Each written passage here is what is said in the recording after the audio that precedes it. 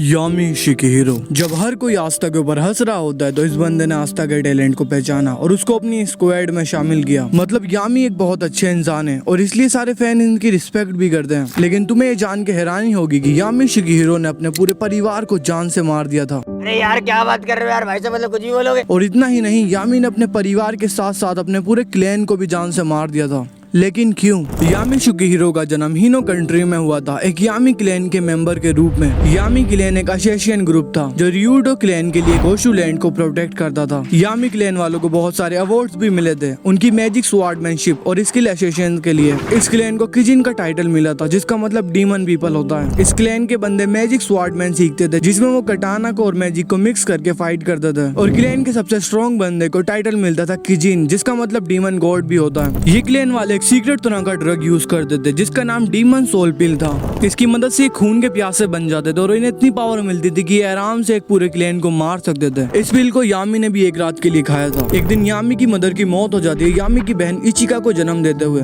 जिसके बाद यामी ने ही इचिका को संभाला। यामी के फादर उसको मैजिक स्वॉर्ड की ट्रेनिंग देते थे, लेकिन यामी को फिशिंग करने में मजा आता था। और यामी का और उसकी बहन का एक दोस्त भी था रियू रा नाम का, जो उस कंट्री के किंग का बेटा था। दूसरी तरफ यामी के फादर जब भी अपनी लड़की को देखते थे उन्हें अपनी बीवी की याद आती थी, इसलिए वो उसको मारते थे। लेकिन यामी उनको रोकता था और अपनी बहन को बचाता था। एक दिन यामी की क्लैन वाले डिसाइड करते हैं कि वो अपना काम छोड़ देंगे और मर्डर्स नहीं करेंगे और एक पीसफुल कम्युनिटी बन जाएंगे। लेकिन यामी के फादर इस बात से खुश नहीं होते हैं क्योंकि उन्हें लड़ाई करे बिना मजा नहीं आता, और इसलिए वो यामी को बोलते हैं हम अपनी पावर्स की मदद से फिर से इस क्लैन को बनाएंगे। और वो यामी को अपनी क्लैन का सीक्रेट ड्रग देते हैं जिसकी मदद से वो अपनी क्लैन को मार दे। लेकिन इचिका यामी को रोक लेती है और उसके फादर इचिका को ही ये ड्रग खिला देते हैं, जिसके बाद इचिका अपने फादर को और अपनी पूरी क्लैन को जान से मार देती है। लेकिन यामी और रियू या डिसाइड करते हैं कि वो इचिका को नहीं बताएंगे कि उसने इन सबको मार दिया है, और यामी अपने ऊपर सारा इल्जाम ले लेता है कि उसने अपनी क्लैन को मारा। उसके बाद यामी अपने देश को छोड़कर चला जाता है, लेकिन एक तूफान की वजह से उसकी बोट टूट जाती है और वो ब्लैक क्लोवर किंगडम में पहुंच जाता है। लेकिन वहाँ पे लोग दूसरी लैंग्वेज को यूज करते थे और यामी को वो आती नहीं थी, और साथ ही में सब उसको फॉरेनर्स बोलते थे और उसकी डिसरिस्पेक्ट करते थे। लेकिन 15 साल का होने के बाद यामी को उसकी क्लोवर मिलती है